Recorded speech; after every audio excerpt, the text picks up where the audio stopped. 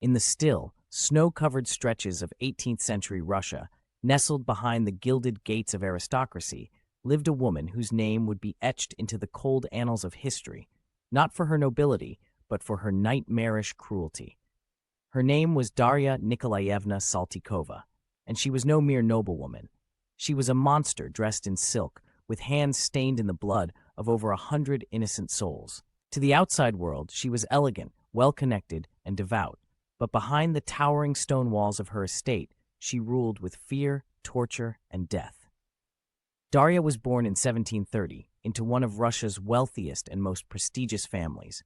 Her bloodline tied her to generations of powerful nobles who thrived under imperial rule.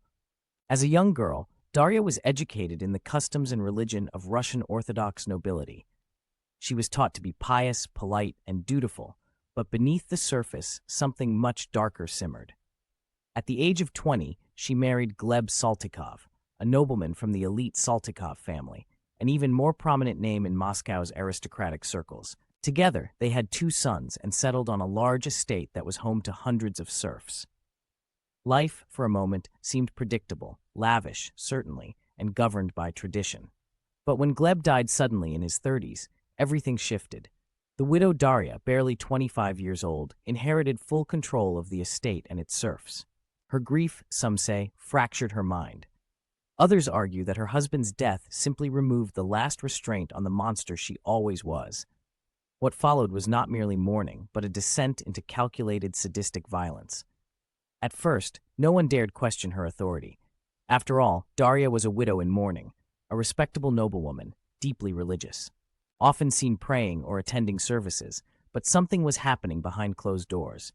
Servants whispered, neighbors gossiped, young women on the estate were disappearing, and those who remained looked gaunt, bruised, and terrified. The estate, once vibrant with laborers and domestic help, grew quiet. The songs of the serfs faded into silence, replaced by screams at night, and the haunting sound of weeping in the halls. To understand the magnitude of Darya's crimes, we have to understand how power worked in Russia at the time.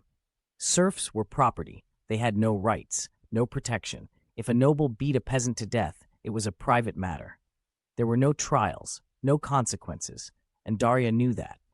Over the next 15 years, she used this unchecked power to torture and murder at least 38 confirmed victims, with some estimates claiming as many as 138 or more. She particularly targeted young women, often beautiful, often newly arrived to her estate. The reasons? Petty, cruel, and psychotic. Sometimes it was for not cleaning fast enough. Sometimes it was because she suspected them of being too attractive and catching the eye of a male servant. But mostly, it was because she enjoyed it. Darya's methods were brutal and deeply personal. These weren't quick killings. These were slow, deliberate rituals of domination. She beat women with rods until their skin peeled away. She poured boiling water on their limbs. She locked them outside in freezing conditions. She starved them. She had a fondness for humiliation, forcing them to confess imaginary sins or endure days of abuse without rest. One young servant, reportedly no older than 15, was tied up and whipped so severely that she died within days. Another woman was forced to stand barefoot in the snow for hours until she collapsed from frostbite and exposure. When her victims were dead, Darya often ordered them to be buried in shallow graves on the outskirts of her land, or hidden beneath floorboards. The survivors, traumatized and broken, were forced to carry on like nothing had happened. It was psychological terrorism in its purest form, but eventually, even fear has its limits. Some of the surviving peasants, heartbroken families of the murdered girls, began to whisper louder. A few brave souls took their pleas beyond the estate, writing to officials, hoping that justice would find its way through the iron curtain of noble protection. For years, their petitions were ignored. Nobles often protected one another, and Darya's name carried weight, but the letters didn't stop, and eventually they reached someone who couldn't ignore them. That someone was Empress Catherine the Great. Catherine II was a ruler known for her intelligence and dedication to Enlightenment ideals. She'd outlawed capital punishment and sought to modernize Russia's legal system, but even she was disturbed by the reports reaching her desk. She ordered a formal investigation, quiet at first, but extensive. The investigators sent to Darya's estate arrived under the pretense of auditing land taxes and labor reports. What they discovered was a catalog of horror. Dozens of peasants came forward, some with physical scars, others with detailed accounts of what they had seen and endured. Witnesses described hidden graves. Letters from deceased women to their families were uncovered, some hastily scrawled in fear before they vanished. One girl had managed to escape and later gave a chilling testimony that aligned with the others. Darya was no grieving widow. She was a bloodthirsty tyrant, and the body count kept rising. In 1762, after 6 years of investigations, Darya was finally arrested. She didn't go quietly. When the guards came to escort her, she reportedly screamed and accused them of being ungrateful sinners, trying to destroy a pious woman's name. She clutched her icons, cursed the peasantry, and declared herself innocent. But the evidence was undeniable. Dozens of bodies, dozens of witnesses, too many voices to silence this time. The trial, or what passed for one, was conducted by a special tribunal created by Catherine herself. But even with the overwhelming proof, Darya wasn't sentenced to death. Why? Because Catherine had abolished capital punishment. So instead, Darya was given a sentence that was meant to be both symbolic and humiliating. She would be publicly shamed and then imprisoned for life.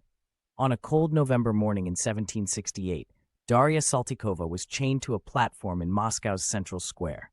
Thousands gathered to see the infamous noblewoman, who had once walked among them with pride and cruelty. Above her head, a sign read, "This woman has tortured and murdered." She stood there for hours, a former aristocrat, now humiliated and spat upon by the people she had once controlled.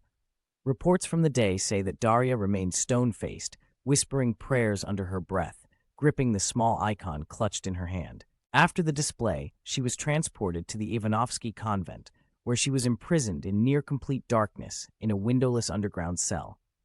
There, she would spend the next 33 years. Darya's imprisonment was not your typical noblewoman's exile. This was solitary confinement in its harshest form. She was denied visitors, had no mirrors, no windows, and barely enough food to keep her alive. Servants who brought her meals described her as muttering constantly, often to herself, often to no one at all. She would recite verses of scripture endlessly, sometimes screaming, sometimes weeping. It's believed she descended into madness, haunted by the faces of the women she murdered. In 1801, at the age of 71, Darya Saltykova died in her underground cell. There was no ceremony, no grand burial. Her body was interred quietly in the Donskoy Monastery Cemetery, a forgotten relic of a dark chapter in Russian history. So why does her story still matter? Because Darya Saltykova represents more than a serial killer. She was a symbol of unchecked power, of how privilege and wealth can shield the worst among us for far too long. She was a predator hiding behind lace and prayer, and she reminds us of a chilling truth. Sometimes evil doesn't wear a mask. Sometimes it wears pearls and speaks with perfect grace. In Russia today, Darya Saltykova's name is still spoken in hushed tones. She's been the subject of novels, films, and even dark folklore. Some call her Saltychikha, others the Russian Bathory, likening her to the infamous Hungarian Countess who allegedly bathed in the blood of virgins. But while Elizabeth Bathory's crimes may have been exaggerated over time, Saltykova's were real, documented, witnessed, counted in bones and blood. And yet, many outside of Russia have never heard her name. Maybe because the world doesn't like to admit that women, too, can be monsters. Maybe because history prefers to bury the truth in silence. But in the frostbitten winds of Moscow, if you listen close near the Donskoy Monastery, you might still hear the echo of footsteps behind stone walls and the whispers of those who never got justice. And you'll know that the blood never really washed away. Thank you for watching. If you found this story chilling, don't forget to like, subscribe, and hit the notification bell for more eerie stories about the dark reign of female serial killers. Until next time, stay safe and trust wisely.